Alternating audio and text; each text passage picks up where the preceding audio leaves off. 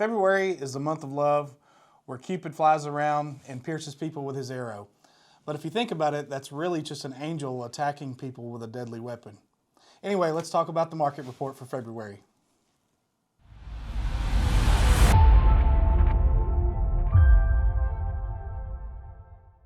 Hey there, I'm Blake Buttram. This is Matt Minton with Arkansas Retirement and Wealth. And sorry for the intro. I don't really know how I can follow that up.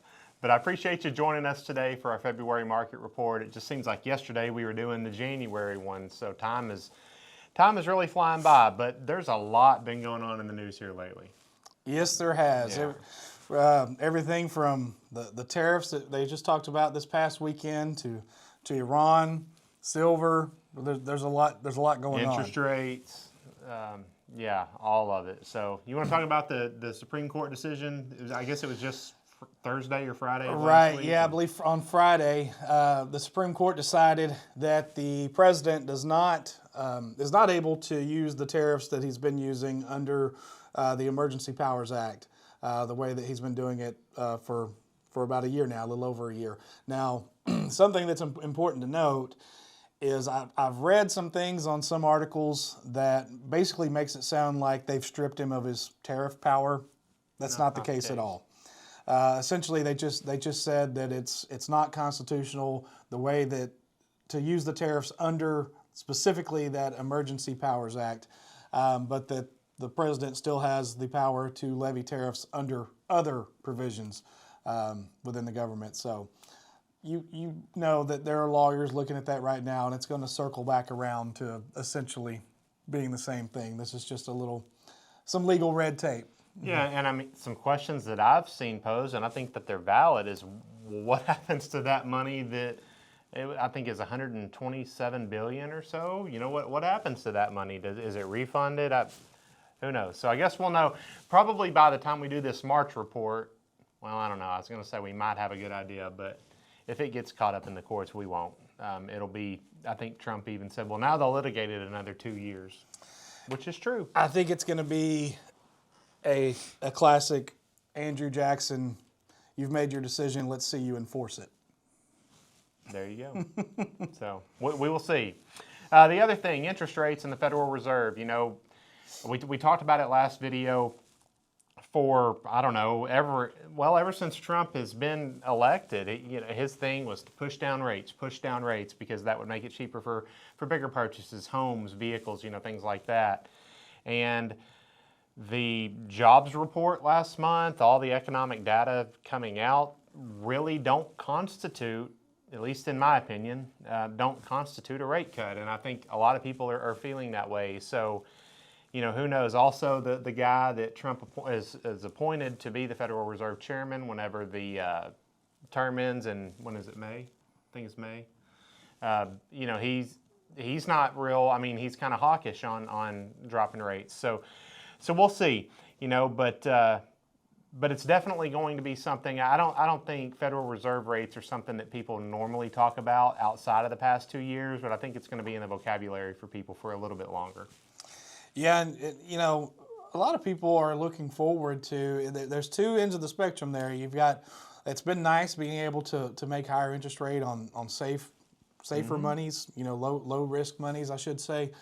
But then on the flip side, you've got people who maybe they bought a house in the last few years and they're paying 6 or 7% interest, and they're chomping at the bits to refinance that to 3 or 4%.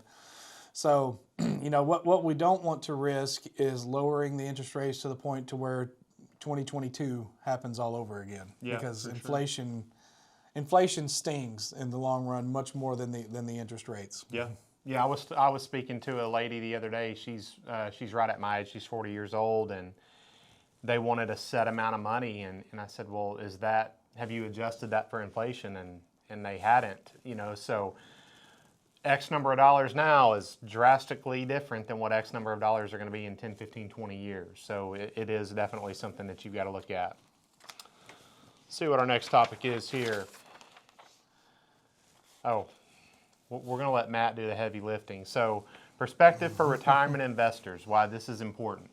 Yeah, when you look at everything that we talked about here, the tariffs, you look at the the things going on in the world with Iran, with Mexico, everything that's going on down there these last few days. There's just a lot of factors that continually point toward continued volatility right now. I mean, I don't claim to have a crystal ball. I don't have a crystal ball. I don't know what's coming. But everything is kind of shaken out to look and feel like a little bit of a shaky ride. Now, that's not me saying everybody's going to lose money. I'm just saying that whatever the chart is, whatever the path is to where we're going in the next year, it's probably going to be up and down. And we this year, I mean, just these last, 7 weeks, 8 weeks that we've had in this year, that's exactly how it's looked. Yeah, absolutely. How many times have we flirted with all-time highs just to come back down? Today the market was down 1.22%, I believe. Yeah.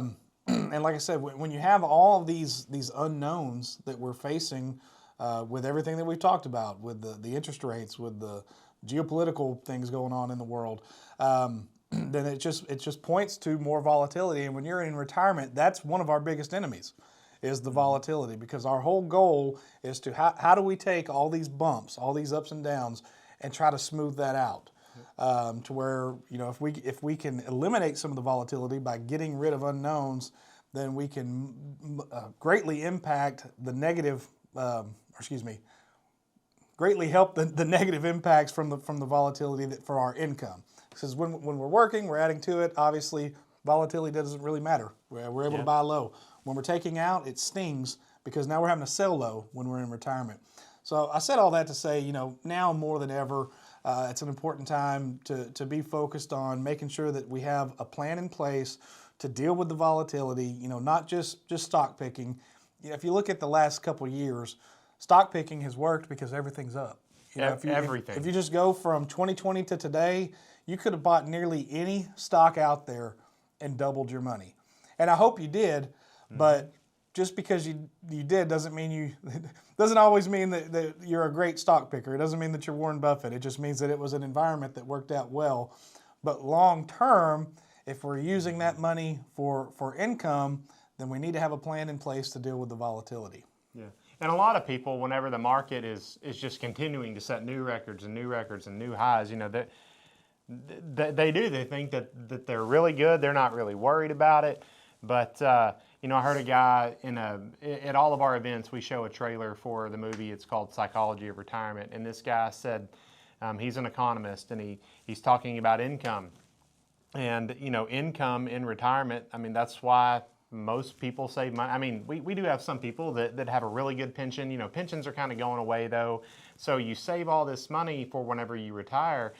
And the way that you were retired or the way that you were invested when you're mine and Matt's age compared to whenever you're 65, 70, 75, it more than likely should look different, at least for the money that is generating your income. So, he says it in this video that if you're worried, where your income is going to be coming from, if you're dependent upon the market, looking at that every single day in and out, you might not want to be invested that way. I know personally I don't want to take that risk whenever I'm in retirement. Now, I'm not saying get out of the market totally. That's not blanket advice by any means. But some people lose a lot of sleep over it, and you don't have to.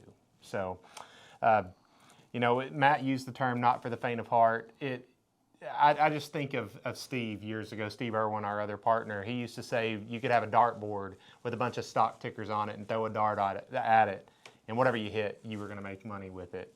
Right. Man, I hope that continues because my account looks great. My wife's account looks great. I know his looks great. I love sitting down with people and telling them, well, you made another 10 to 15% this year, but you just have to ask yourself in the back of your mind, we know that it cannot go forever. So why not, while the market is still up there, why not take the opportunity to protect what you have, what you've made. So anyway, we won't bore you anymore. We would just say if you've never considered a financial advisor, and I'm not saying us, we would love to help you if you're local here to us, but there are some of you that are probably out of state watching this video. Now's the time to probably take emotion out of it, I think. So, that's where a professional comes into play. We don't make decisions based on emotion. We make it on, on data. So, anyway, we appreciate you joining us today. Hopefully you'll join us next month, which I guess is in 2 weeks. Don't know when we'll shoot the March one yet, but watch us on our Facebook page, our YouTube page, and then you can always set an appointment just on our website, which is retirearkansas.com, or you can give us a shout at 501-623-7066. Thank you all.